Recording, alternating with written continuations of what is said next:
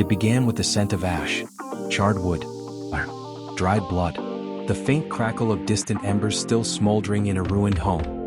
When Kael opened his eyes, the sky above him was dull gray, smeared with smoke and the fading light of dusk. Cold wind passed over his face, carrying the scent of something long dead. He lay on rough cobblestone, the fractured street outside the orphanage, the same street he had walked 1,000 times in his youth. But he wasn't supposed to be here. Not anymore. Kael sat up slowly, every breath shallow and unsure. His limbs were thin, younger. His fingers trembled as he raised them in front of his face. These hands were not the hands of the man he had become. They were soft, untested, unscarred. 16, he murmured. His voice cracked. That alone made it real. His memories began to flood in like a dam breaking. The towering academy, the blade ceremonies, the betrayals, the voice of Celine whispering behind him as her sword pierced his back. So this was his second chance. Reincarnation wasn't something Kael believed in, not in his first life. But now that he had lived through the moment of death and awakened in the body of his past self, he believed. He had no other choice. The wind howled down the ruined street. A broken lantern clinked faintly against its rusted chain. The orphanage door behind him was cracked open, swaying with each gust. He rose unsteadily to his feet. His legs burned. The body was weak, weaker than he remembered. He would need to begin rebuilding it immediately. He turned his head slightly and saw the distant mountains, still capped in snow, still unmoving. Some things remained the same. Others he would change himself. Inside the orphanage, the halls were quiet. The children were likely at the central temple for evening meals. Sister Hina, the caretaker, would be cleaning the upper floors, humming the same lullaby she always did. Kael walked through the familiar halls, heart heavy. This place had once been a home. Now it was only a reminder of poverty, of isolation, of the beginning of his long climb in the previous life. But this time, there would be no climb with others. No trusting hearts. No open hands. He stood before the cracked mirror at the end of the hallway. In it, a 16-year-old boy stared back at him. Dark eyes, short hair, a scar on the chin from a childhood fall. Kael touched the glass. This body has 12 months before everything starts, he whispered. 12 months before the betrayal begins. 12 months to rewrite everything. He had died because he trusted. He had been strong, yes, a sword master respected across the blue planet. But even the sharpest blade cannot block a knife in the back. Not this time. Kael left the orphanage that night with nothing but a thin coat and his name. No one tried to stop him. Sister Hina was used to older children leaving without farewells. It was the way of the world. Orphans lived and vanished. No one asked why. He made his way toward the outskirts of the city, where old forest paths and broken watchtowers remained from centuries past. It was here, among ruins and root-choked soil, that Kael found what he was looking for, a place to begin again. He chose a clearing near a collapsed stone shrine. The ground was uneven but dry. It would do. Kael knelt on the cold dirt. He inhaled slowly and began the first stance. The heavenly demon body refinement technique was unlike traditional cultivation methods. It was brutal, invasive. It refined the flesh through resistance, suffering, and transformation. It rewarded pain with strength, and only through pushing past limits could the body truly evolve. He had acquired it in the final years of his previous life, too late to master it, just early enough to be betrayed for it. Now it was his core path. He dropped into a low stance, tightening every muscle, holding his body in perfect stillness despite the burn. Then he shifted, each movement forcing tension through his joints, straining tendons, reshaping posture. A single rotation could take 5 minutes. The pain was immediate. His breath sharpened. Sweat rolled down his back. The night grew colder. An hour passed. Then 2. His muscles screamed. His legs threatened to collapse. But Kael did not move from his pose. This was how the heavenly demon forged strength, not with ease, but through devouring agony and returning reborn. When he finally collapsed to the earth, he could barely lift his arms. He stared at the stars through blurred vision. Good, he whispered. This body will learn. Morning brought frost. Kael woke shivering, curled beneath a makeshift blanket of leaves. His muscles ached in a way that felt right. Familiar. It was a good pain, the kind that meant progress. He scavenged berries from nearby bushes and drank from a river half frozen. Every motion was slow, deliberate. He was learning to live alone again. By the 3rd day, the soreness had faded slightly. Enough to move properly. Enough to fight. He had one goal now, earn money. Dungeons were the fastest path. The city of Rivenhall was built near several beginner-tier dungeon gates. Most were heavily regulated by the guild union, but there were always back-alley brokers willing to sell illegal permits to desperate adventurers. Kael found one that afternoon. The man ran a black market stall near the inner alleys of the merchant district. Burnt incense disguised the stink of blood on his boots. "You sure about this, kid?" the man asked, squinting through the smoke. "Beginner dungeon. One-use key. No retrieval teams. You die, you die." Kael placed the last of his coin on the counter. "I'm sure." The broker grinned and handed over a jagged stone marked with runes. The dungeon key pulsed faintly in Kael's palm, unstable, imperfect. Dangerous. Perfect. That night, Kael stood at the edge of the hidden gate beneath an old temple ruin. With a deep breath, he pressed the key into the broken altar. The world warped. Stone twisted. Air folded. A silent roar echoed through space as reality bent inward. Then silence. Kael stood in a forest of glass trees. The first dungeon. The air here was different. Still, cold, unnatural. Light did not bend properly. Footsteps echoed wrong. Every sense screamed danger, yet it was quiet. He drew the iron practice sword from his belt, crude, dull, but it would do for now. A creature stirred ahead. It was small, a wolf-shaped thing made of bone and string. A construct. Weak but fast. Kael dropped into stance. He let his breath steady, eyes narrowing. Then the wolf charged. He stepped to the side, blade rising with precision. His body wasn't ready yet, the muscles unrefined, the reflexes dulled by youth. But his mind remembered. The sword flashed. The wolf's head spun into the air. Bloodless. Empty. The construct crumbled. Kael didn't exhale. More were coming. He fought in silence. 3 more. Then 5. His blade grew heavier with each swing. His footwork wobbled. Sweat soaked his sleeves. A shallow bite tore his side. He ignored it. Pain was part of the path. By the time the dungeon trembled and the gate shivered to eject him, Kael's body was a patchwork of bruises and cuts. He stood in the night wind once more. Alone. Bleeding. Alive. And stronger. He limped to a quiet riverbank and washed the wounds himself, wincing as cold water met raw skin. He examined the loot, scraps of core fragments, a low-tier monster gem, and a single intact shard of glass infused with spatial energy. Barely enough to eat for a week. Still, it was progress. Kael leaned against a tree, the moonlight pale across his face. "I'll return again tomorrow," he said to no one. Then he closed his eyes. The next morning came quietly, with the soft drip of dew from overhanging leaves and the gentle rustle of wind through branches. Kael opened his eyes beneath the broken canopy, staring at the pale light above. His body protested as he sat up, stiff joints, strained muscles, the lingering ache of half-healed cuts. He welcomed the pain. It meant the body was remembering. He stretched carefully, mindful of the bruises from the night before. The fight in the dungeon hadn't been glorious. It had been survival, awkward footwork, shaky timing, and instincts dulled by time. His younger body couldn't yet keep up with his memories. Still, he had endured. That was enough. He packed the monster core shard and loot fragments into a cloth pouch tied at his waist.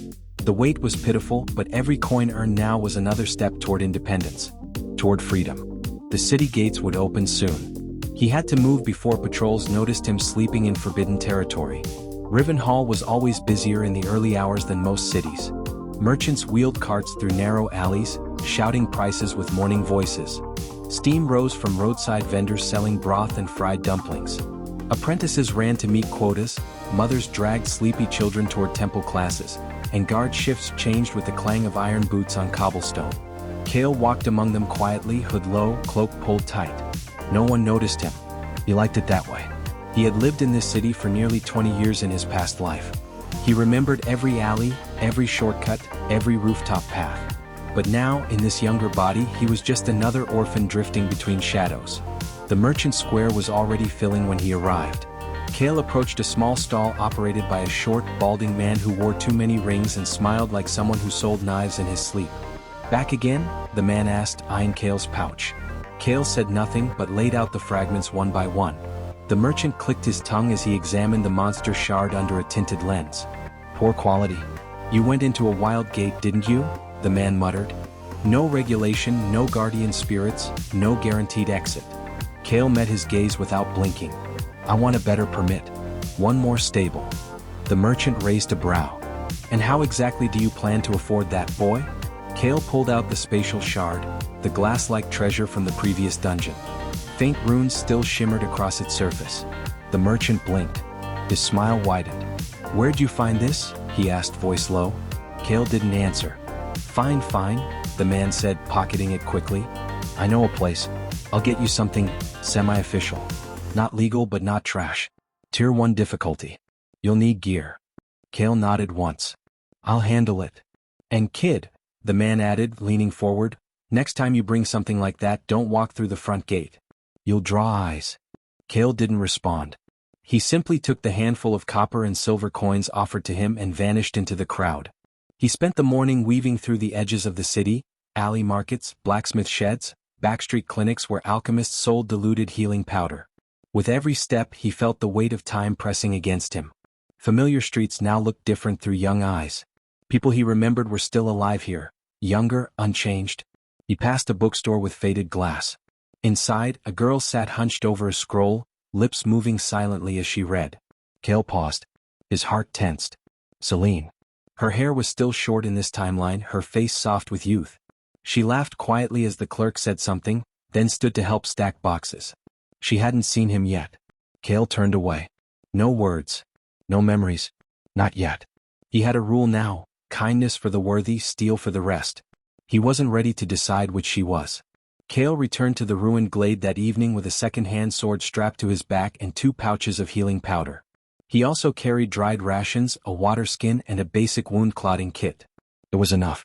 The second permit burned in his hand like coiled fire, a sigil branded into leather, stitched with spell thread. It would grant him access to a better dungeon, closer to the city's official gates but hidden from guild eyes. He trained again as night fell. Slow movements. Heavy breath. He pushed his body to the edge of collapse once more, invoking the stances of the heavenly demon body refinement technique, blending them now with sword forms from his past life. The result was imperfect, but promising. Sweat poured down his back as he thrust, stepped, turned, and grounded himself in each motion. The sword in his hand felt too light, too thin. Still, it cut the air with purpose. He struck again. And again. Each swing brought pain. Each pain brought clarity. He didn't stop until his hands bled. The dungeon the next morning was deeper, colder. It hummed with faint echoes as Kael stepped into the warped space beyond the gate. This one resembled an underground crypt. Dust covered ancient tombstones. Moss clung to cracked stone walls. The ceiling dripped with condensation, forming still pools that reflected Kael's shadow with every step. He moved slowly, sword ready. From the darkness ahead, a snarl echoed. 2 creatures emerged, 4-legged, canine in shape, but twisted. Their bodies were stitched from shadows, their teeth made of bone glass. Lesser shades. Weak but venomous. Kael waited until they lunged. His breath slowed. He moved with precision, stepping inward at the perfect moment, blade slicing horizontally across the lead shade's neck. It dissipated in a burst of black smoke. The second came faster. He pivoted, ducked low, and drove his blade upward beneath the creature's jaw. 2 kills. 1 wound, shallow, across his left arm. Blood trickled. The heavenly demon technique responded. Kael felt the familiar surge of heat beneath his skin, a tingling ache that spread through muscle and bone, knitting fibers, thickening joints. The body was learning. He didn't smile, but he did breathe easier. The dungeon's core lay beyond a broken sanctum, a cracked chamber lined with ruined murals. In the center, a pedestal glowed faintly. On it rested a simple orb of light. Kael approached. A trap, most likely. He stepped carefully, eye scanning the stonework, the patterns of dust and breakage. Old habits guided him. Then, movement. The walls stirred. From the ground, a creature rose. It was not large, barely human-sized, but it shimmered with runes and held twin blades in each hand. A guardian construct. A beginner boss. Kael gripped his sword. No time to think. The construct rushed forward, twin blades spinning in tight arcs. Kael met it head-on. Steel rang against steel. The first clash numbed his arms. The construct pressed in with relentless speed, but Kael's mind remained cold, clear. He stepped in, allowed a cut to graze his ribs and twisted, using the pain as anchor, as rhythm. The blade moved in his hands like part of his breath. With a final step, he drove the sword deep into the construct's core, feeling it shudder, spark, then collapse into pieces. Silence returned. Kael exhaled. The orb on the pedestal flared once, then dimmed. The dungeon's pulse slowed. A clear signal. The gate would reopen soon. Kael took the orb and stepped back as the rune began to shift. He emerged from the gate just before sunrise, breath sharp in the morning air. This time he didn't limp. He returned to the same merchant with a heavier pouch. The orb fetched a decent price. Combined with the boss fragments and core shards, Kael had enough for gear upgrades. Nothing fancy, but a stronger blade, a reinforced chest plate, and enough coin to buy warm meals for 2 weeks. Progress. Slow. Kael sat that evening on the roof of a forgotten watchtower and stared out over the waking city. The orphanage lights flickered faintly in the distance. Celine's bookstore lay in the west ward. He could still see them. But he didn't belong there. Not anymore. "I'll walk this path alone," he murmured to the wind. No attachments. No mistakes. The wind did not answer. Only the quiet hush of the city before dawn. The mornings came earlier now. Kael no longer slept past first light. Not out of habit or fear, but out of necessity. The body was still weak. His strength, speed, and stamina were fractions of what he had once known. If he wanted to earn his place back in the world, to carve out his own legacy and stand above betrayal, then every breath would need purpose. He trained as if the earth itself were watching. Each day, Kael returned to the ruins deep within the northern glade, where stone pillars lay collapsed in moss and forgotten trees had grown tall above the cracked altar. The space was sacred in its silence. Here he could move without interruption. Here the ghost of the past would not reach him. He began with body drills. Pushes, holds, pulls, stretches. He held each position until the joints screamed. The heavenly demon body refinement technique was not about elegance. It did not rely on rare pills or spiritual alignment. It was about grit, strength, bleeding until the body learned not to. And Kael understood that better than anyone. He took the sword and moved slowly. Each slash was drawn from memory, forms of the old sword master. But now, with the added weight of the heavenly demon method, he altered the rhythm. Held each stance longer. Twisted into forms that exhausted the bones and burned through muscle. The fusion was raw, messy, but it had promise. He named the style quietly under his breath. Heavenly demon sword form, first breath. The blade carved air with a weight that echoed. The body responded, slower than he liked but steadily. When the pain became unbearable, he meditated. He sat cross-legged in the mud, breathing through fire, letting the ache spread until it no longer felt separate from him. The heavenly demon technique wasn't just about strengthening the body. It was about communion between pain and will. And Kael's will had never been sharper. After the 3rd week of training, his body began to change. It wasn't drastic, but his footwork no longer slipped. His stance no longer trembled. His strikes landed truer, heavier. He could feel strength layering beneath his skin, not magic, not borrowed power, but something earned. The old sword forms felt different now. Cleaner. Fiercer. He practiced until his hands blistered and bled. Then he wrapped the wounds, let them scab, and practiced again. At night he still ran low-tier dungeons. The earnings kept him fed. The combat kept him honest. He never stayed in one place too long, avoiding patrols and guild eyes. His reputation was a ghost's whisper, a lone boy taking jobs no one wanted, returning covered in blood and silence. He liked it that way. Until one night when something changed. The dungeon was quiet. Too quiet. It was supposed to be a standard tier 1. A bone cave filled with skeletal rats and low-speed constructs. Kael had cleared it before. But tonight the air shifted wrong. The temperature dropped. Kael stepped through the warped gate, sword already drawn. The dungeon floor was coated in mist. Every breath echoed louder than it should. He moved cautiously, senses stretched thin. Then a whisper. Not from the dungeon. From behind. He turned fast, blade at the ready. No one. But he felt it. A presence. Watching. He walked deeper. The construct that usually greeted him at the central corridor wasn't there. Instead, a corpse lay slumped beside a shattered core crystal.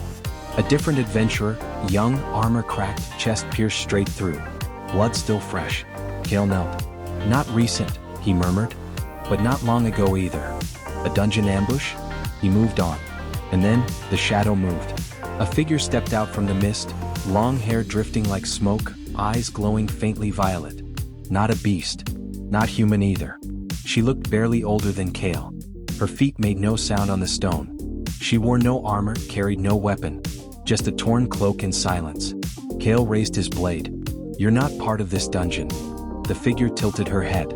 "Neither are you." Her voice was soft, unnatural. Kael didn't relax. "What are you?" She smiled faintly. Someone watching a ghost try to outrun itself. Kael's grip tightened. He didn't blink, didn't speak. The figure stepped forward, then stopped. "You are interesting," she said simply. "Heavenly demon cultivation hasn't been seen in centuries." Kael's heart stilled. She shouldn't know that. She turned away. "If you survive the next gate, I'll answer one question." Then she vanished, swallowed by the mist. Kael stood frozen, breath caught between thought and instinct. That wasn't a dungeon illusion. And it wasn't a hallucination. The next room held a mutated construct, twice the size it should have been, reinforced with shadow-wrapped limbs and a dungeon core embedded in its chest. A variant spawn. Kael fought like a cornered animal. He bled from 5 places. Tore a tendon in his left wrist. Took a glancing blow to the ribs that fractured bone. But he endured. Every cut fueled the heavenly demon technique. Every scream became power. He drove the sword deep into the creature's core and collapsed beside it, lungs heaving, muscles twitching. The dungeon collapsed around him, and he was thrown back into the real world with the last pulse of the gate. He awoke in a straw bed in the outskirts. A hidden shelter. Old contacts still lingered in the city's underbelly, willing to help an unofficial adventurer in exchange for fragments and silence. Kael paid them well, and said little. But his mind kept returning to the figure in the mist. How had she known his cultivation? Where had she come from? Why hadn't she attacked? By the 7th week of training, Kael no longer felt like a boy. His muscles had hardened. His reflexes had returned. He moved with purpose, each motion drawing less from memory and more from instinct. He forged the second breath of the heavenly demon sword style, a flowing series of horizontal arcs designed to counter fast-striking enemies. The motion sacrificed stability for flexibility, ideal for corridor fighting. He tested it in 3 dungeons. It worked. He killed 7 monsters without taking a scratch. But he still thought about the girl with violet eyes. Who was she? And how many others knew the technique he thought had died with him? That night, Kael stared into a small fire and opened the old notebook he kept hidden in his gear pouch. Blank pages. He began to write. Day 49. Body refinement has stabilized. Heavenly demon sword form, second breath complete. Encountered unknown figure in wild dungeon. Knowledge of my cultivation method confirmed. Caution required. Goal unchanged. 1. Grow stronger. 2. Enter towering academy. 3. Do not trust. 4. Do not forget. He stopped for a moment. Then he added one more line. 5. If she appears again, ask why. He closed the book and stared at the stars. A memory tugged at the edge of his thoughts. Celine's smile from another life. Her voice. Her betrayal. Kael did not sleep easily that night. The gate did not open. Kael stood at the end of the dungeon's final chamber, his boots soaked in blood and ash, chest heaving from exertion. The creature he had slain, a 4-armed revenant stitched with obsidian chains, lay in twitching pieces at his feet. Its corrupted core had already dissolved. The usual pulse had come. The dungeon should have collapsed by now. But it hadn't. Instead, the chamber remained whole, unmoving. Kael narrowed his eyes. No tremor. No shimmer of light. No transition. Just silence. He took a slow step back and scanned the ceiling. The walls. The runes. Nothing shifted. He clenched his jaw. It's not letting me out. The thought came cold. This wasn't how dungeons worked. They didn't refuse to eject surviving adventurers. Not unless. Kael turned sharply and sprinted toward the gate path. The corridor he had entered through was gone. In its place stood a wall of black stone, veined with faint red light, pulsing like a heartbeat. A sealed gate. Not a tier 1, Kael muttered. His pulse slowed. He was in a variant dungeon. An anomaly, a rare distortion in the dungeon system that sometimes formed when too many monster cores fused unnaturally within the realm's structure. He hadn't noticed the signs. Or maybe the dungeon had changed because he was inside. The thought sat uncomfortably in his chest. The heavenly demon body refinement technique wasn't just about self-growth. It was ancient, unnatural. There were stories, whispers, about how it drew attention from the world itself. How cultivators who used it began to alter the places they fought in. Perhaps this was the cost of awakening it so early. Kael gripped his sword and moved forward. He would find the real core, and tear it out. The dungeon's new corridors were different. They didn't follow natural structure. Walls bent inward. Ceilings rose and fell with each step. The temperature shifted wildly, hot one moment, freezing the next. Blood ran down the sides of the walls in thin lines, vanishing into the cracks. Kael moved with caution. He was already tired. His wounds from the earlier fight were bandaged but not healed. His healing powder was half empty. His sword had dulled slightly from constant clashes. Still he pressed on. The deeper he walked, the more he felt watched. Not by creatures, by the dungeon itself. It was as if the realm had grown eyes. A growl echoed behind him. Kael spun just in time to meet the charge. It wasn't a wolf, not a shade, not a construct. It was something else. A creature he didn't recognize from any dungeon taxonomy. Its body was slick, crawling, segmented like an insect, but with the limbs of a beast and eyes that glowed with fragmented runes. It screeched. Kael didn't hesitate. He struck low, blade aimed for the underbelly. But the creature bent around the strike, its body folding in unnatural ways. He took a glancing hit to the shoulder and staggered back. Pain surged. The heavenly demon technique flared. Muscles tightened. Breath sharpened. Kael dropped his stance into the second breath of his style, the flowing arc forms meant for speed and control. He waited, drew the creature in, then moved like a shadow cutting through flame.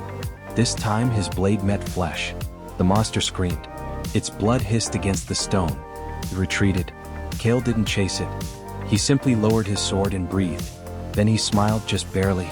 Pain makes the path clearer. He was still learning that truth even now. The next corridor was filled with mirrors.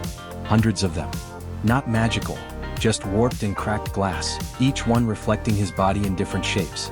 In one he looked like a skeleton. In another, a giant. In the last, he saw himself as he once was, tall, regal, with white armor and a blade forged of skyfire. The sword master. Kael stared at the reflection for a long time. Then he raised his hand, and shattered it with a single punch. He didn't need that image anymore. He wasn't a sword master now. He was something new. He stepped through the shards and continued forward.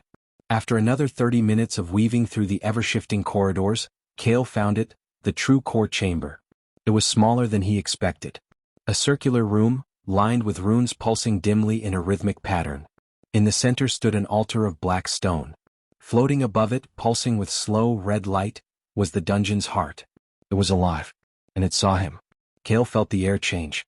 The stone beneath him cracked. The room screamed. From the altar, the air twisted, and something began to emerge. Not a monster. A form. Familiar. Too familiar. It wore his face. But its skin was blackened, its eyes red with hatred, its body twisted into a mockery of his stance. The heavenly demon sword form reversed and corrupted. Kael didn't move. He understood. This was the dungeon's answer. His shadow. His reflection. His trial. The creature stepped forward, mirroring his breath. They struck at the same time. The battle was not clean. It was rage against control. Echo against will. Kael moved with the precision of memory, feints, pivots, reversals, but the shadow moved like instinct unchained. It adapted instantly. Countered without delay. Each strike left Kael closer to breaking. Each block rattled his bones. Blood ran down his arms. A rib cracked. His vision blurred. But he never slowed. He gritted his teeth. Ducked under a high slash. Slammed his shoulder into the shadow's ribs and spun behind it, plunging his blade in with a roar.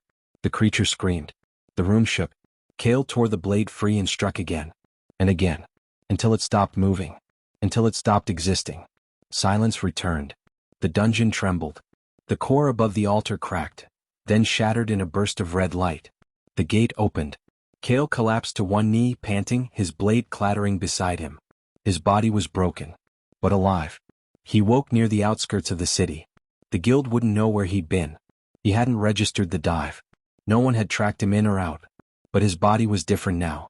The pain had transformed him. His limbs felt heavier, not with fatigue but with density. Muscle had layered beneath the surface. Reflexes had sharpened. And deep within he could feel something burning. The beginning of his third breath. He opened his notebook. Day 61. Dungeon refused exit. Fought trial of self. Survived. Body nearing breakthrough threshold. Possible sentience in variant dungeons. Power is growing. Cost is rising. He paused. Then added, I am no longer the sword master. I am the blade that was betrayed. And I will not forget why I was reborn. Kael didn't move for a long time. The morning sun had crept over the treeline, washing the stone ruins in soft amber light. Birds sang from somewhere distant, their song distant, almost forgotten. Wind rolled through the clearing, stirring leaves around his feet. But Kael just sat there. His blade rested across his lap. His fingers were still wrapped in dried blood, and his ribs throbbed with every breath. The battle against his reflection in the dungeon had left deeper wounds than he realized. His bones had healed, mostly. His muscles had tightened, strengthened. But the real ache was somewhere else, somewhere deeper. He couldn't stop seeing that thing. His face, his stance, his sword style distorted. He thought the dungeon was just reacting. Now, he wasn't sure. Was it watching him? Studying him? Mimicking him? His hand curled tighter around the hilt. The heavenly demon body refinement technique made him stronger, yes. But there were side effects. The stories whispered it twisted more than flesh. That it changed the world around its wielder. That dungeons themselves bent in its presence. Kael had always dismissed those tales. Now he couldn't. He let out a long, steady breath. "I can't afford hesitation," he murmured. "Not now. Not yet." He stood slowly, each motion stiff but stable. Then he gathered his pack, sheathed his sword, and limped back toward the city. He didn't go to the inner districts. Instead, he slipped into the eastern ward, the quietest part of Rivenhall, where the buildings were small and crooked and no one asked questions. He found a medic there. Blind in one eye. Didn't speak much. Kael paid him in silence and coin.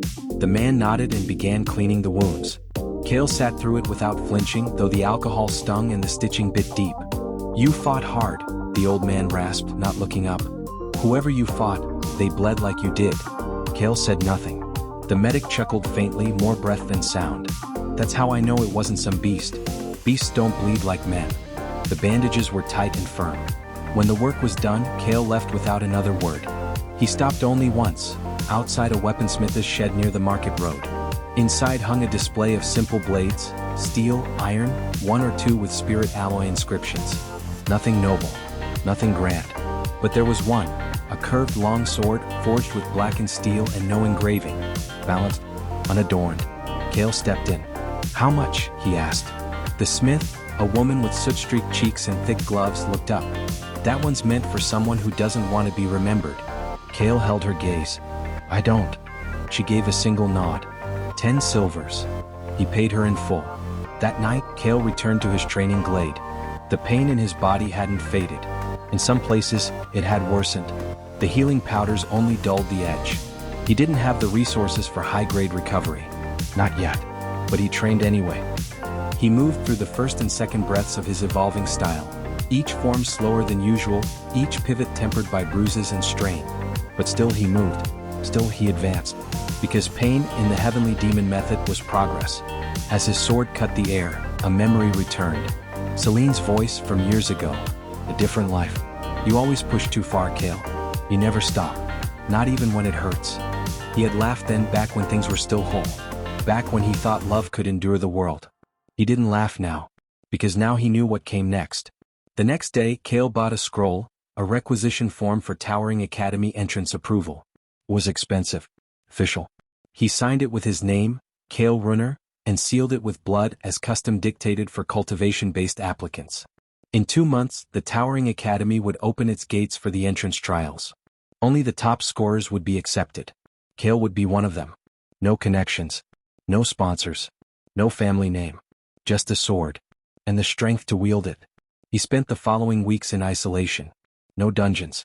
No cities. Just training. Every day was the same. Wait. Breathe. Move through the demon forms. Meditate. Push until the body screamed. Then push further.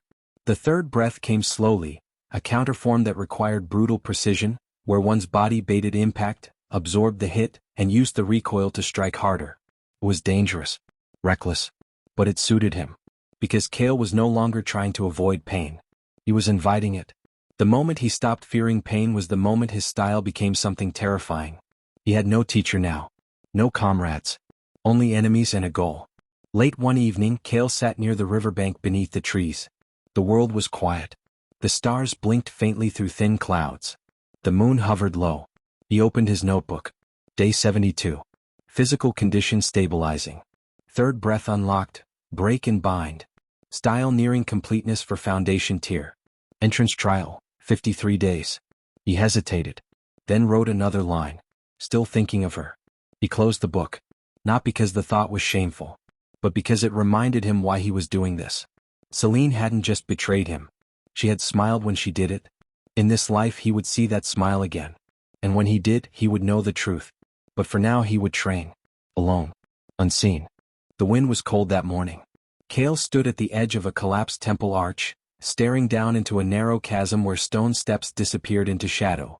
Moss clung to the sides like rotting skin. A faint red shimmer pulsed from below, the mark of a live dungeon. It was tier 1.5, barely registered. Most official guilds ignored it. Too small. Too unstable. Not worth the manpower. But to Kael it was gold. His pack was nearly empty. His savings had gone to the academy entrance requisition. Every meal from this point on came from what he carved out of the dungeon floor. He rolled his shoulders. His new sword, the black-forged longsword, rested comfortably at his hip. No ornaments. No name. Just steel, sharp, balanced, unyielding. Just like him. He stepped into the dark. The dungeon opened into a winding corridor of cracked stone and low, fungal light. Roots burst through the walls in odd spirals, and wet air clung to his skin. Kael moved in silence. His senses had sharpened. Every step was measured. Every sound catalogued. He passed 2 spike traps without flinching. Avoided a tripwire trap hidden in the base of a vine-choked pillar. Whoever built this place hadn't expected someone to see so clearly in silence. The first enemy was a wraith beast, a shadowy creature with tendrils instead of limbs. It lunged. Kael didn't step back. He stepped through it. One clean strike. Then a twist. Then silence. It dissolved into smoke. The kill was fast. Precise. Efficient. Kael didn't break rhythm. Deeper in, he found the first treasure cache, a sealed urn with runes etched into its lid. He recognized the markings. Low-grade preservation. It likely held herbs or dusted powder. He cracked it open and smiled slightly. Spirit root dust, a rare ingredient for stamina potions. Alchemists would pay well. He packed it carefully, tied it shut, and rose, and paused. Something shifted in the air. Not a monster. A person. Kael turned slowly. In the upper archway of the corridor, crouched between 2 broken statues, was a boy. Maybe 17. Thin. Leather armor. No guild badge. A curved knife in one hand. A steel-tipped boot braced on stone for balance. His eyes met Kael's. They didn't blink. Nice form, the boy said. Clean cut back there. Kael didn't respond. He waited. The boy smiled faintly. Don't worry. I'm not after you. Just the loot. He dropped down casually, knife spinning between his fingers. Kael shifted his stance just slightly, hand brushing the hilt of his sword. I suggest you leave, he said calmly. The boy tilted his head. What? You've already done the hard work. I earned it. You found it? That's different. Kael's gaze didn't waver. This isn't a guild-run site. No oversight. No bounty teams. If you're trying to rob me, just do it. The boy grinned wider. Didn't say anything about robbing. He lunged. Kael's blade moved before thought. The first strike was a feint, low, aimed at the knee. The boy dodged fast, quick on his feet. But Kael was faster. He reversed the motion, brought the sword up in a rising arc, metal-kissed leather. A shallow cut bloomed across the rogue's chest. He hissed and leapt back, landing against the far wall. Not bad, he muttered, wiping blood with the back of his wrist. Kael didn't follow. I don't kill for coin, Kael said flatly. But I don't spare people who try to take what I bled for. The boy hesitated, then dropped the knife. Hands up, breathing hard. I get it. You're serious. Kael didn't lower his blade. Why are you here? He asked. Same reason as you, the boy muttered. No house, no name, no money, just a license and a knife. Kael studied him. The boy wasn't lying. His armor was patched, his boots mismatched. The hunger in his face wasn't faked. So, he'd drawn a blade. Kael took a slow step forward. The boy tensed. But Kael reached into his pouch and tossed something small to the floor between them. The boy flinched, then looked. A low-grade spirit core. From the beast earlier. Take it, Kael said. But don't follow me again. The boy stared at it for a long moment. Then picked it up and backed away slowly into the shadows. Gone. Kael waited 10 full seconds before sheathing his blade. He finished clearing the dungeon with no more interruptions. At the core chamber, he found a cluster of greenstone crystals growing from the ceiling, valuable material for enchantments. carefully mined, well packed. When he stepped through the collapsing gate, the sun was just beginning to lower past the hills. His pack was full, but his mind wasn't quiet. That night, he sat near the river again, this time further upstream where the rocks were flatter and the stars clearer. He opened his notebook. Day 78. Cleared rogue tier dungeon. Gained crystal cluster. Spirit root dust. Encountered human adversary. Did not kill. Body reaction. Hesitation. Is mercy still a weakness? He paused, then added, he reminded me of Rian. The name stung. Rian Doric, one of his old party members. The one who hadn't known about the betrayal. The one who died trying to warn him too late. Kael closed the book, stared at the stars. The heavenly demon path demanded strength, physical, mental, spiritual. But it didn't demand cruelty. That was a choice. He could be ruthless, but not hollow. Back in the city, he sold the loot discreetly, avoiding guild markets, going through backdoor merchants who asked no questions. The money was good. Enough to buy 3 weeks of food, repair his armor, and upgrade his boots. The rest he saved. The Towering Academy's trial was now 43 days away, and Kael had no intention of crawling to its gates. He would walk in as a ghost of the underworld, unseen, unspoken, but stronger than anyone expected. And this time he would not share his path with anyone. Rivenhall's eastern ward was a place where names vanished, where merchants paid in whispers, alleyways twisted like mazes, and debts were collected in silence. Most people walked fast, kept their heads down, and never asked questions. Kael preferred it here. There were no aristocrats, no guild banners, no smiling instructors promising futures in shining towers. Just the grind of daily survival, the weight of coin pouches, and the thin line between hunter and prey. It reminded him of the beginning, and he needed that reminder. He was heading to a hidden alchemy broker, a contact who specialized in refining spirit root dust, when he heard it. A short shout, the scrape of boots on cobblestone, then silence. Kael paused. He was cutting through an alley behind the old grain silos, a forgotten strip of street with broken lanterns and rotted shutters. Rats scattered as he turned the corner. 3 men stood with their backs to him. One had a knife. The other 2 held a boy, small, thin, maybe 10 years old. His clothes were torn and a red welt marked his cheek. "You don't steal from the red dagger," the knife man was saying. "I didn't," the boy shouted. "I swear it wasn't me." Kael didn't move. He could walk past. This wasn't his fight. But something about the boy's voice, it reminded him of himself. Years ago, cornered, powerless, cold. Something inside his chest twisted. He stepped forward, boot against stone. A single sound. The 3 men turned. The leader raised his chin. "Who are you supposed to be?" Kael didn't answer. He walked calmly into the alley. One of them scoffed.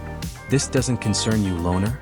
The boy tried to shout again, but the taller man cuffed him hard across the face.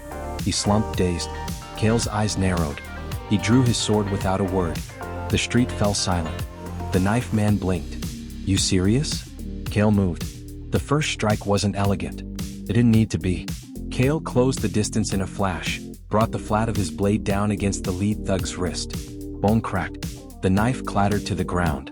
Before the man could scream, Kael spun, slammed a knee into his gut, and drove him into the wall. The second thug tried to draw a blade.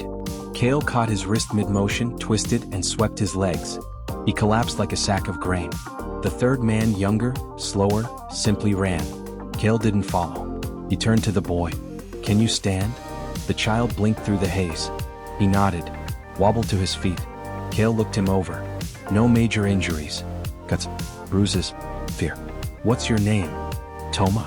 Kael nodded once. "Next time you see people like that, don't talk. Run." The boy looked up, hesitant. "Why'd you help me?" Kael looked past him toward the sky. The clouds were rolling in, pale and cold. Because someone once didn't.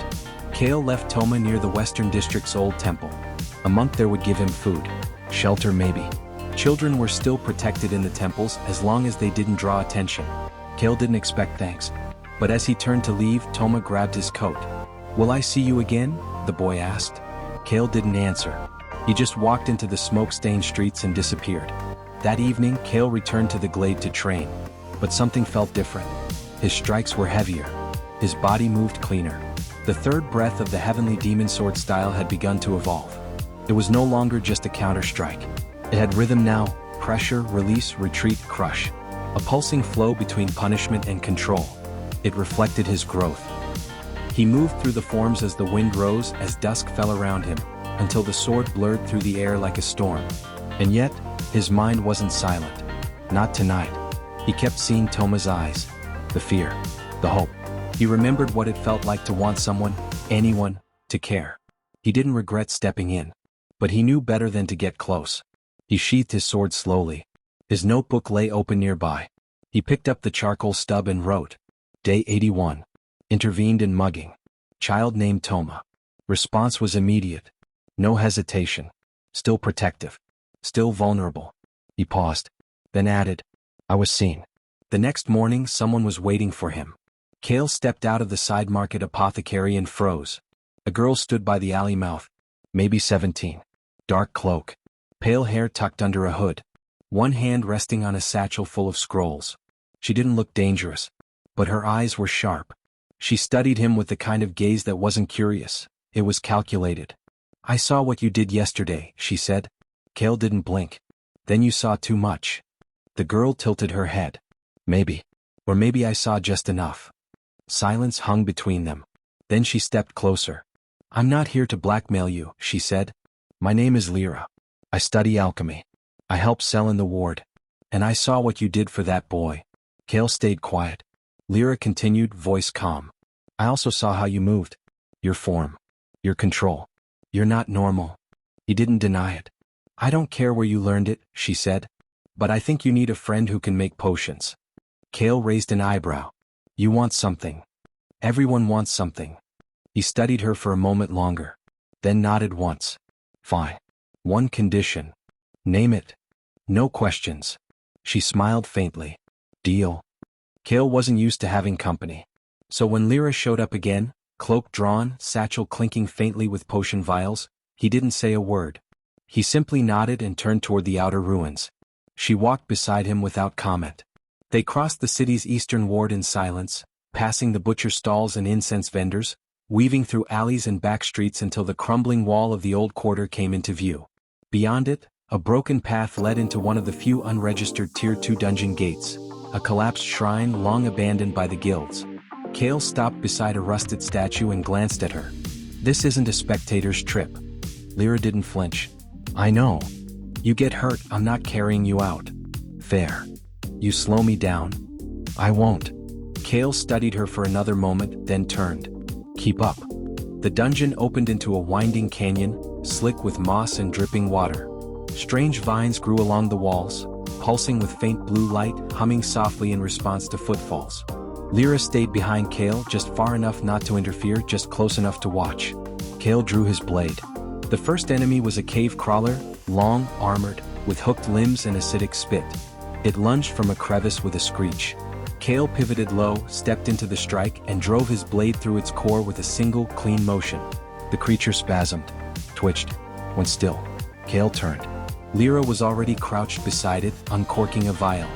What are you doing? He asked. Harvesting its core before it rots, she said calmly. Kael frowned. Tier 2 crawlers don't have stable cores. They don't. But you don't need stability, do you? Kael stiffened slightly. Lyra didn't look up. I've been researching body refinement cultivators. And you're not exactly subtle. He said nothing. She pulled out the core, still dripping, cracked and flickering with internal light. This, she said, holding it up, would poison most people. But your body. She looked at him now. It could turn this into growth. Kael took the core and examined it. It pulsed faintly in his hand, unstable, yes, but rich with raw spiritual residue. I've used fragments before, he admitted. In dungeons. Mid-fight. Lyra nodded. Unrefined energy. Immediate reaction. Pain-fueled strengthening. That's the base. She opened a second vial, this one filled with glowing amber liquid. This is refined monster core fluid. Takes hours to brew.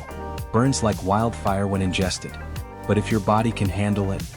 Kael met her gaze. You're trying to help me. I'm trying to see what happens when the rules break. She wasn't lying. Not entirely. Curiosity. Logic. Purpose. She wasn't attached yet, just fascinated. Kael understood that kind of hunger. Then brew it, he said quietly. They cleared the dungeon together. Kael fought. Lyra followed, collecting remains, scraping toxins, extracting bone marrow and crystallized blood. She worked quickly, skillfully. Her hands never shook. By the time they reached the core chamber, a spiked cavern with a nest of armored insects, Kael had 5 fresh wounds and a heartbeat that sounded like thunder in his ears. But he didn't fall.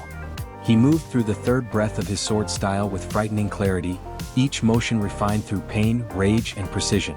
The insects died without ceremony. The dungeon collapsed behind him as they stepped back into daylight. That night, Kael sat beneath a broken archway outside the city walls, steam rising from his shoulders as he drank the vial Lyra had prepared. It burned. His body seized. Pain flooded every nerve, surging from his spine to his skull, from his fingertips to his teeth. He didn't scream. He bit down and let it pass. The heavenly demon body refinement technique devoured the pain like meat. His muscles coiled. His blood thickened. Something inside his bones cracked, then settled. He exhaled. Steam poured from his skin like smoke from smothered fire. Lyra sat across from him, notebook open, pen moving. "What did it feel like?" she asked. Kael's voice was raw. "Like dying. But on purpose." She wrote that down. By the third trial they had developed a rhythm. Kael fought deeper into the ruins. Lyra followed the trail of blood, refining cores, brewing new fluids. Each time he drank, the pain intensified. But so did the growth. His sword arms swelled with new strength. His lungs held breath twice as long. His eyes adjusted to shadow faster than before. But the cost lingered. The more he burned, the heavier the weight became. At night, he lay in silence, unable to sleep. His body caught between agony and strength, mind tangled in old memories that refused to fade. Celine's face. Rian's voice. Their betrayal. Their warning. He couldn't tell which hurt more. On the 5th night, Lyra finally spoke the question he knew was coming. "Why are you doing this?" Kael didn't answer. She waited. "It's not for power," she said softly. "You're not hungry like the others." "No," he said. "Then what?" He looked at the stars for a long time. Then said, "I want to walk into the towering academy alone. Stronger than anyone. I want to prove that trust is a weakness I don't need." Lyra nodded once. She didn't press. Kael appreciated that. But her silence said more than her questions. She understood. That made her dangerous. 2 weeks passed. Kael's body reached the edge of a breakthrough. His cultivation had moved past the early foundation phase. His movements were sharper, his aura heavier. The air around him vibrated when he trained. He began forming the 4th breath, a form designed not to react but to end. It was the style of execution. A single forward thrust. Unstoppable. Unrelenting. But it wasn't ready yet. Too raw. Too risky. He needed one more push. One more descent. One more burn. Lyra watched him practice from a distance, arms crossed, brow furrowed. "You're changing," she said. "I have to. Do you know what happens if you go too far?" Kael stopped, turned. Her eyes were sharp now, not with curiosity but concern. "You'll stop seeing people as people." Kael sheathed his sword. "Then they'll stop hurting me." The market was loud. Vendors shouted prices from behind colorful stalls. Children darted between baskets of dried fruit and steaming skewers. The scent of spice, ink, and steel filled the air. Kael moved through it like smoke. But low. Steps silent. He wasn't here to shop. He was watching someone. Lyra walked ahead, negotiating a deal with a reagent seller. She'd insisted he come with her, said she needed another set of eyes. Kael had agreed. Reluctantly. And now he stood still beneath the shadow of a half-collapsed column, watching the crowd pass. Until he saw her. It was subtle. A flicker of pale hair pulled into a loose braid. A familiar way of tilting the head as she turned. Then, her voice, soft, laughing. Asking a book merchant about a rare alchemical treatise. "Celine." Kael's chest tightened. The sound of the market faded. The light dimmed. Time slowed. She hadn't changed much. Younger, yes. Softer.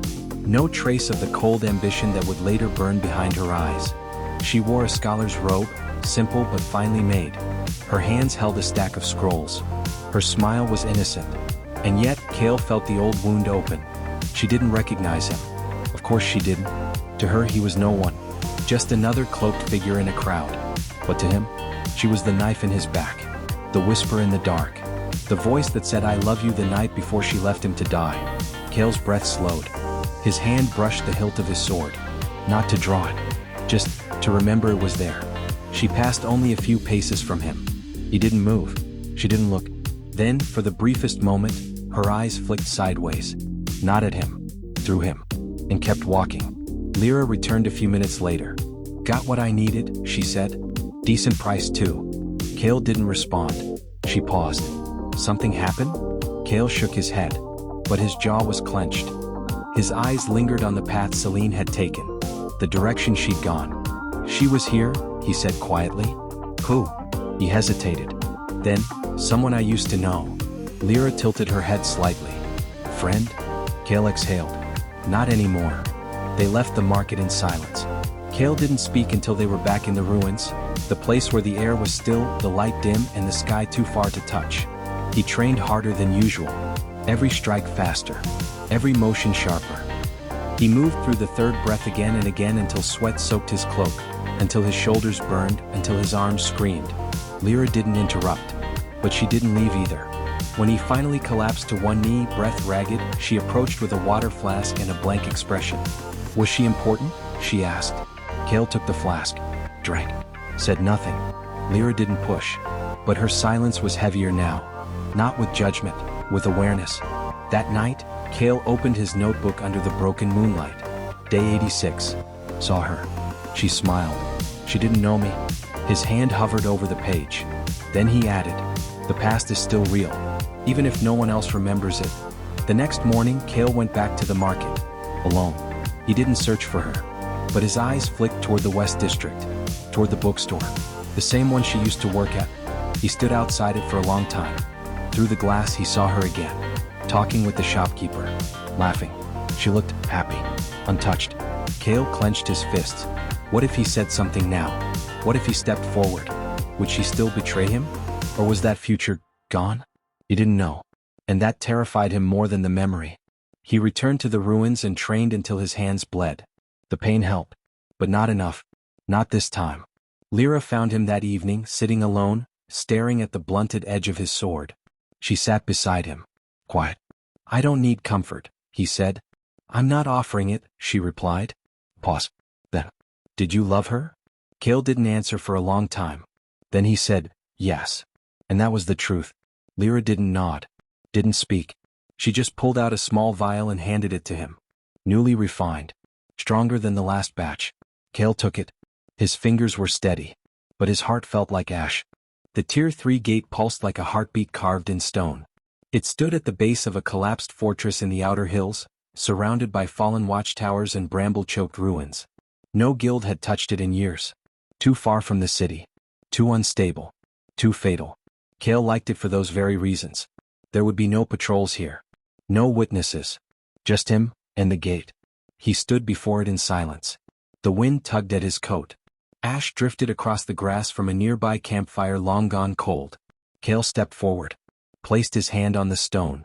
The runes flared red. The ground dropped. The descent was immediate. One moment he stood in the hills. The next he was falling through darkness. No sound. No air. No light. Then, impact. Stone beneath his boots. Cold. Smooth. Echoing. Kael rose slowly. Around him stretched an endless tunnel, wide, circular, ribbed with bone-colored roots and glowing moss. The air was heavy. The walls breathed faintly, like the inside of a creature's throat. He was in the belly labyrinth. A living dungeon. The stories weren't exaggerations. Tier 3 dungeons weren't just harder, they were sentient. Kael drew his blade. The steel sang in the stillness. No turning back now. The first hour passed in silence. Then the tunnel shifted. Without warning, the walls twisted, closing behind him, opening ahead. The moss blinked out. A different corridor appeared, slick with shadow. Kael didn't panic. He'd read about this, labyrinth-type dungeons created by ancient core intelligence anomalies. The layout wasn't random. It reacted to the intruder's strength, which meant it was watching him. He moved forward anyway. The first enemy wasn't a beast. It was a face. His own. Etched into the wall. Mouth open, eyes hollow. A whisper echoed through the air. Do you regret coming back? Kael didn't respond. He stepped forward, and the wall shattered. A creature burst free. It had no bones. No face. Just sinew, claws, and the scent of rot. It screamed without a mouth and charged. Kael didn't hesitate. He shifted into the fourth breath. forward momentum, piercing edge, one strike to end. His blade drove through the thing's center. It twitched once, then melted. He kept walking, but the whisper followed. "You still miss her." He said nothing. "You know how it ends." Still nothing. The walls pulsed. The dungeon was trying to crawl into his head. It wouldn't be the first thing that tried. The second hour brought cold. Not just cold air, cold memory. Frost coated the stone. His breath became visible. The moss turned blue. Every step echoed with a sound he couldn't trace. Then he saw them. Celine, Rian, walking ahead of him. Back turned. Silent. He stopped. They didn't. They walked deeper into the frost. Kael gritted his teeth. Not real. The dungeon was feeding off him. Still, he followed. He had to. Even the memory of their backs pulled something sharp from his chest. The figures reached a door carved from ice. Kael touched it. Cracked. Then shattered. A creature spilled out, all jagged teeth and coiling limbs. He didn't flinch. He fought like a storm. Each strike built from muscle memory and sharpened anger. Each movement faster than the last. Pain split his shoulder. A claw tore down his thigh. The heavenly demon technique awakened. His blood thickened. His nerves flared. He became fire in a world of frost. And when the creature finally fell, broken and twitching, the frost melted. The corridor changed again. Time bent. There were no clocks here. No sun. No moon. Kael fought without counting. 2 beasts. 3 more. A trap made of screaming statues. A pit filled with acid and whispering voices. His body bled. His breath shortened. But he didn't fall. He couldn't fall. At last, the path opened into a wide chamber. A dome of black stone, its ceiling flickering with veins of red light. In the center stood a creature shaped like a man. No armor. No face. Just a mirror of Kael's stance. Kael inhaled. He understood. Another reflection. But not like before. This one held a sword identical to his own. This one moved as he moved, perfectly, precisely. Not a shadow. An echo. He spoke aloud, to himself, to the dungeon, to no one. "I am not who I was." The echo charged. So did Kael. The duel was silent. Steel against steel. Strike for strike. A clash of style, soul, and will. Kael dug deep into the fourth breath, using the pain in his limbs as a catalyst. Every time the echo cut him, he used the agony to tighten his stance, refine his form. Until at last he found the gap. One step. One thrust. Straight through the echo's chest. It gasped. Then smiled. His own face. Then it dissolved into dust. The chamber trembled. A light appeared behind the altar. The gate home. Kael emerged beneath the fading stars. Alone. Wounded. Cold. But stronger. His notebook shook in his hand as he opened it. Day 90. Survived Tier 3. Echo of self defeated. Dungeon pulled memory. Emotion. Thought. Heavenly demon sword form. Fourth breath. Path of the severed soul. Complete. He looked out over the hills. The sky was lighter now. Dawn was near. He felt nothing. Except the weight of his name. He was no longer just Kael Runner. Not just the sword master reborn. Not just a cultivator. He was something dungeons feared. The heavenly demon sword master, forged in blood, memory, and solitude. The rain came quietly. It pattered against the leaves above Kael's head, soaking the moss-covered stone as he crouched in the shadow of a broken obelisk. A low mist drifted across the forest floor, curling around his boots like breath made solid. He'd come here chasing a rumor. A Tier 2 dungeon, collapsed and supposedly dead, tucked away in the ruins of a noble hunting estate. No active core. No monster signatures. Not even scavenger markers. But Kael knew better. He felt it. The pull in his bones. The way the air shivered when he stepped too close. There was something beneath this place. Something old. He pressed his hand to the earth. The stones were warm. He exhaled, then began digging. It took him 4 hours. Beneath the layers of dirt and vine-choked rubble, he found the old gate, dormant, covered in sigils that hadn't been seen in over a century. Not guild script. Not academy script. But ancient formation glyphs. He remembered them. From his past life. This gate shouldn't exist. Not yet. It had only been discovered years after he'd entered the towering academy. So how was it here now? Kael placed his palm against the central glyph and focused his breath. The runes shimmered. The ground shook. Then the gate opened. The chamber was still. Dust floated like snow in the faint blue glow from the walls.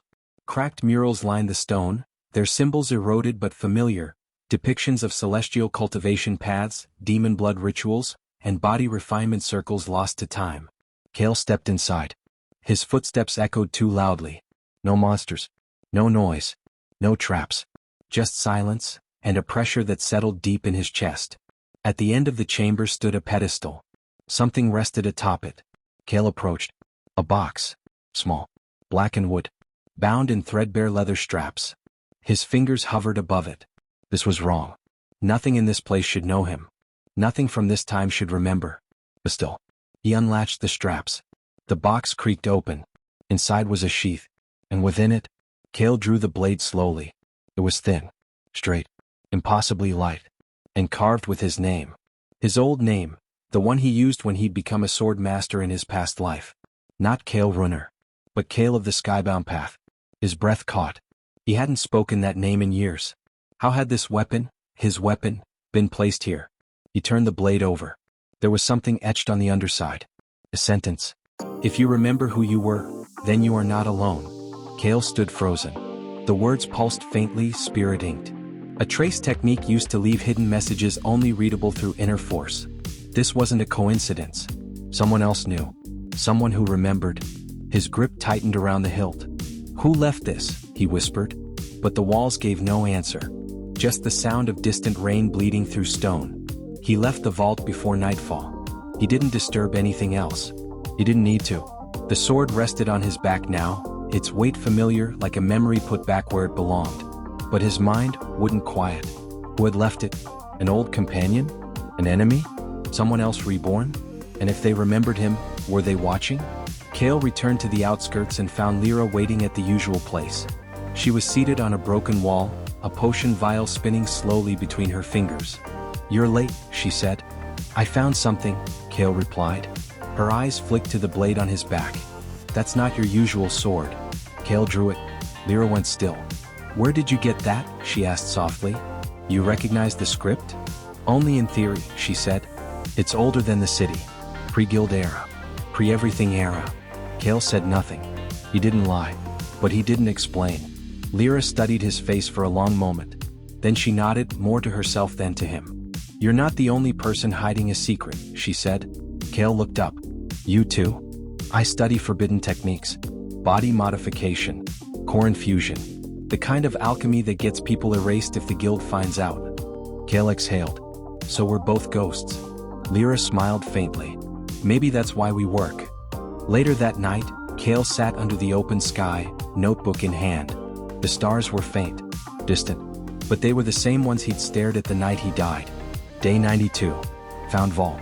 Discovered blade tied to previous life. My name was etched on the hilt. Someone remembers. He added a final line. "I'm no longer walking alone, even if I can't see who walks behind me." The guild hall towered over Rivenhall's western quarter, a stone colossus of pillars and banners, with armored statues flanking its broad, arched doors. Inside, everything gleamed. Polished floors, golden seal plates, crystal light chandeliers humming overhead. Kael had never liked it. Too clean. Too proud. Too unaware of the dirt that fed it. But if he wanted legal access to Tier 3 dungeons, if he wanted to move freely and reach the towering academy without red flags, he had to make his status official. That meant taking the solo exam. No bribes. No sponsors.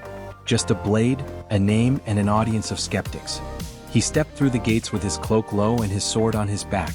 The newly recovered one, the blade etched with his forgotten name. The receptionist looked up and blinked. "You're here for the Tier 3 solo exam?" Kael nodded. She hesitated, looking him over, young, quiet, unknown. Then she gestured toward the inner hall. "You're late. The floor test is already underway." Kael walked without a word. The examination arena sat deep beneath the guild hall, a stone coliseum sealed in enchantments, with layered balconies for officials, observers, and sponsors. A dozen applicants stood in the center circle, each armored, each flanked by weapons and assistants. Kael walked in alone. Heads turned. Some snickered. One voice whispered, "Another orphan trying to skip the line." But Kael didn't react.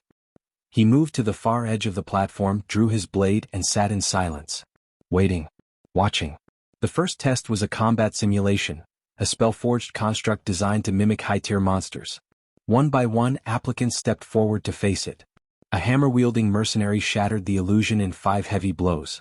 A flame dancer spun through arcs of fire, earning scattered applause. Then it was Kael's turn. He stepped forward. The instructors, 5 guild knights and 1 robed examiner, murmured as he approached. Name? One asked. Kael Runner. No known party? Solo. No record of sponsored guild affiliation? Correct. The examiner narrowed his eyes. And you requested tier 3 upgrade? Kael said nothing. Just drew his sword. The proctor sighed. Very well. Begin. The construct formed from light, a fanged lizard beast with plated shoulders and venom in its mouth. Twice Kael's size. Fast. It charged. Kael didn't move. Not yet. He breathed in once, then stepped into the 4th breath, the severing form. 1 step. 1 slash. 1 execution. His blade cleaved through the creature's neck. The illusion shattered. Silence fell across the room. The examiners blinked. The instructor who'd mocked him earlier leaned forward. Kael turned, sheathed his sword, and walked back to the edge. No flourish. No bow. Just silence. Up in the balcony, seated among the guild observers, a girl with pale hair paused mid-conversation. Celine. She narrowed her eyes. That stance, she murmured. The man beside her, a young guild heir, raised a brow. Something wrong? No, she said slowly. Just familiar. After the practical trials came the endurance test. Each applicant was placed into a pressure array, a magical field that increased physical, spiritual, and mental stress simultaneously. Most lasted under a minute. Some collapsed outright. Kael stepped in without hesitation. The room dimmed. The pressure rose. Sweat beaded on his forehead. His limbs trembled. But his breath remained even. The heavenly demon body refinement technique responded like a sleeping dragon, awakening with every pulse of force. His skin grew hot. His spine straightened. He stood in place for 8 minutes before the examiners shut the array down manually. The hall was silent. Even the scribes stopped writing. After the trials, the applicants were dismissed to the waiting chambers. Kael sat alone, until someone approached. He didn't look up. I remember you, said the voice. It was soft, familiar. He lifted his gaze. Celine. She stood before him, arms crossed, expression neutral, but her eyes narrowed slightly as if searching for something she couldn't quite find. We crossed paths once, she said. Didn't we? Kael held her gaze. Yes. Where? A long time ago. She tilted her head. You're not a guild climber. You don't have a sponsor. Yet your technique. She paused. It's old. It's sharp. It's not from around here. Kael said nothing. Celine studied him a moment longer, then smiled faintly. Well, whatever your path, I'll be watching. She turned and walked away. Kael let out a slow breath. His hands were shaking. Not from fear. From restraint. That night, Lyra met him beneath the city's broken spire. You passed? She asked. He nodded. And? They're scared of me now. Lyra smiled. Good.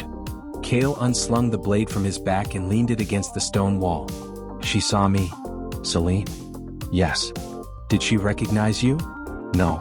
But something unsettled her. Lyra was quiet. Then said, let her be unsettled. Kael looked at the stars. I don't want to hide anymore. Then don't. He didn't respond. But in his chest something shifted. Resolve. Direction. A hunger deeper than vengeance. The market didn't appear on any city map. There were no signs, no guards, no gates. Just a shadowed stairway beneath an abandoned brewery in the smog-heavy East Quarter.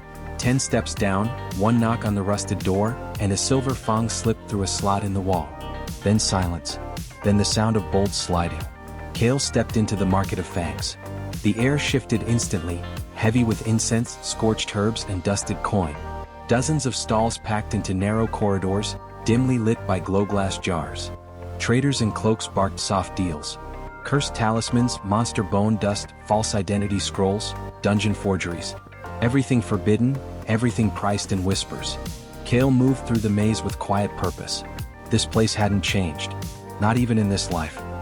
He found the stall he was looking for, a curved table beneath a tattered banner, marked with an open eye stitched in red.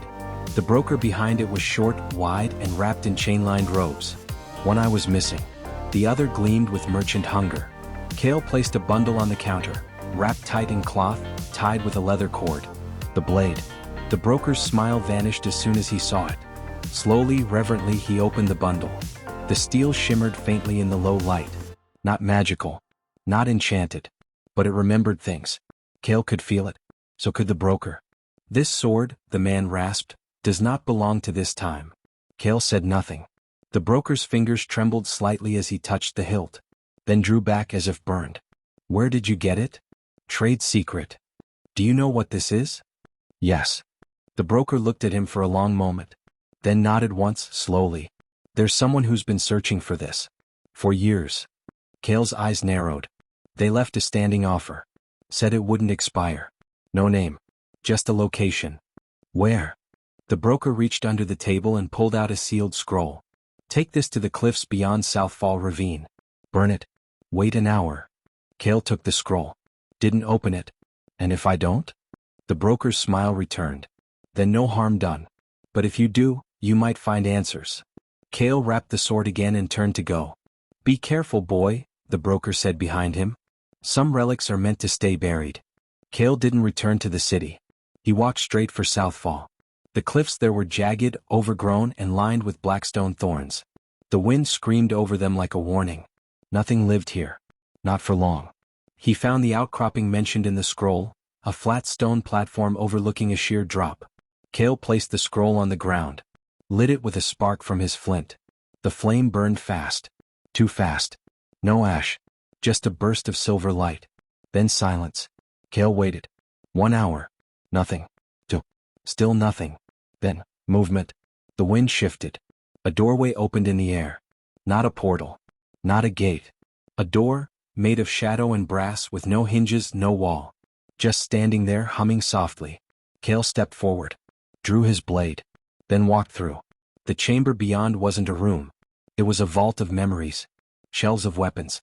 Armor. Scrolls bound in flesh and silk. Every object soaked in quiet power, old, dormant, waiting. And in the center, seated on a stone throne, was a man. His face was hidden behind a mask carved from obsidian. His voice was slow. Measured. You found the blade. Kael didn't answer. I forged it. Long ago. Before time fractured. Still Kael waited. Only one other has ever drawn it in full battle. Pause. You. Kael's breath slowed. I thought I was the only one who remembered. The masked man laughed, not with mirth but sadness. They're always echoes, child. You just have to bleed deep enough to hear them. Kael stepped closer. What are you? A fragment. A piece of someone who made a terrible choice, and paid the price. You were like me. No, the man said quietly. You are like I was. But you are further now. Stronger. You carry the path of the heavenly demon sword without faltering. He leaned forward. You are the last sword. The one they failed to kill. Kael felt the air tighten. He gripped the blade tighter. Why leave it for me? Because this world isn't done trying to forget you. The masked man stood, reached into the air, and pulled a memory from it. A flickering vision. Celine. Older. Cold. Crowned. Holding Kael's sword in her hands. Then plunging it into his back. Kael's hands clenched. The vision vanished. The man spoke once more. You've stepped off the cycle. But the world will try to bind you again. When you reach the tower, beware the ones who smile first. Kael didn't speak. He just turned and walked back toward the door. The man called after him. When you awaken the 5th breath, come back. The door closed behind him. And vanished. Kael stood on the cliff edge. Alone. The wind had stilled. His heart hadn't. Someone else remembered. And whoever they were, they had seen further down the path than he had. Kael drew the blade again. It felt heavier now. More real. He raised it toward the sky. Then lowered it. And whispered, I won't be bound again. The forest was silent. Not with peace, but with stillness. The kind that lingered after storms, after screams, after something old had passed through. Kael sat cross-legged beneath a half-fallen pine, his cloak wrapped around him like armor. Rain pattered faintly above, dripped from branch to root, soaking the moss beneath him. His sword lay across his lap, its sheath wrapped in cloth, its hilt bare. He hadn't moved in hours. Not since returning from the cliff. Not since hearing the masked man's words. You are the last sword. The one they failed to kill. Kael closed his eyes. His breath was slow, measured. Inside he searched.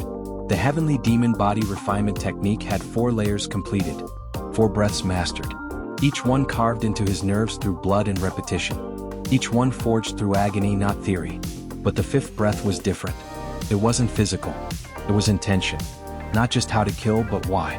Not just survival, but truth. And truth was harder than battle. Kael's hands clenched in his lap. Memories pressed against him like cold blades. The day Celine held his hand and swore to follow him anywhere.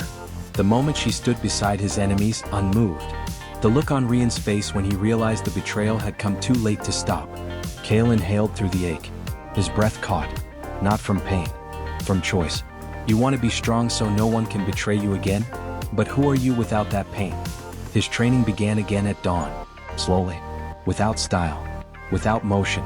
Just standing. Letting the rain soak through his clothes, down his spine. Letting the chill pull truth from his bones. Then movement. First breath. Muscle and breath aligned. Second breath. Flow and adaptation. Third breath. Pain and counterforce. Fourth breath. The killing arc. And then stillness. Kael raised his blade. And waited. Nothing came. The fifth breath slept. He lowered the sword. His hands trembled. On the third day he built a fire beneath a cliff alcove. The flames hissed in the wet air.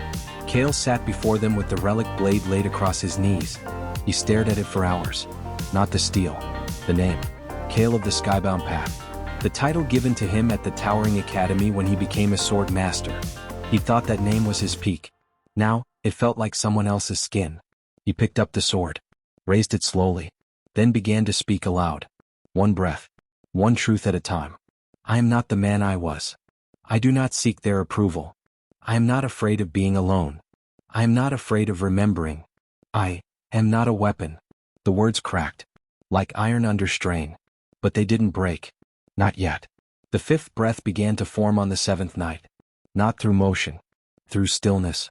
Kael stood in the center of the glade, eyes closed, sword sheathed. He did not strike. He did not move. He just listened. To the pain. To the ghost. To the silence inside himself. And then he stepped forward. One motion. Not to kill. But to choose. A thrust that didn't aim for the enemy's heart, but his own. To pierce the lie. The lie that he was only what they made him.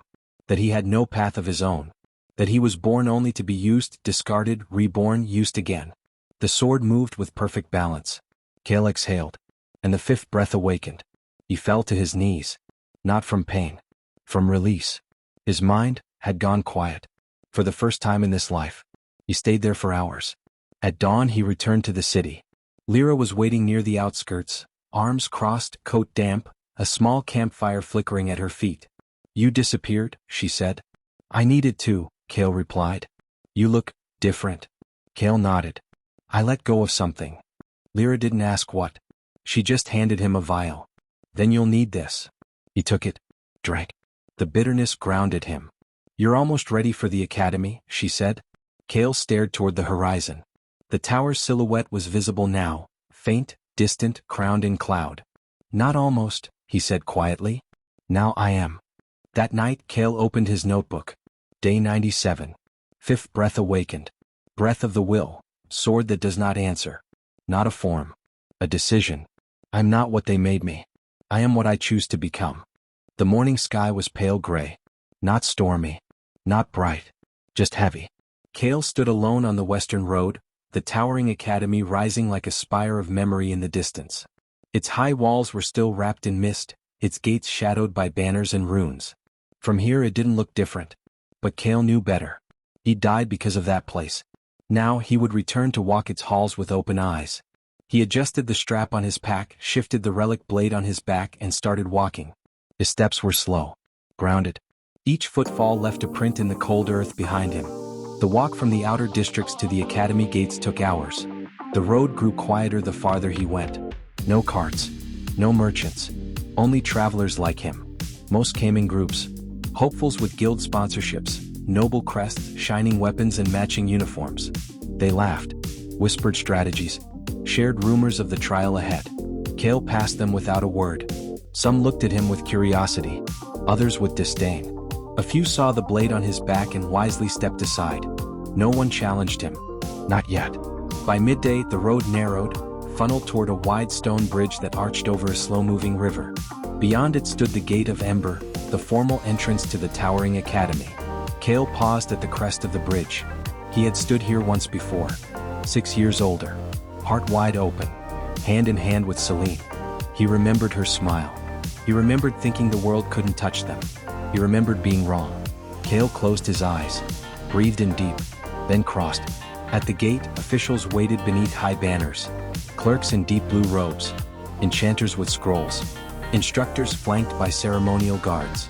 The entire process was steeped in pomp, a dance of names and lineage. Each applicant stepped forward, declared their title, family, origin, offered papers, displayed weapons and techniques. Kael stood at the back of the line alone. He waited, watched, measured. When it was his turn, he stepped forward without preamble. The gate clerk glanced up.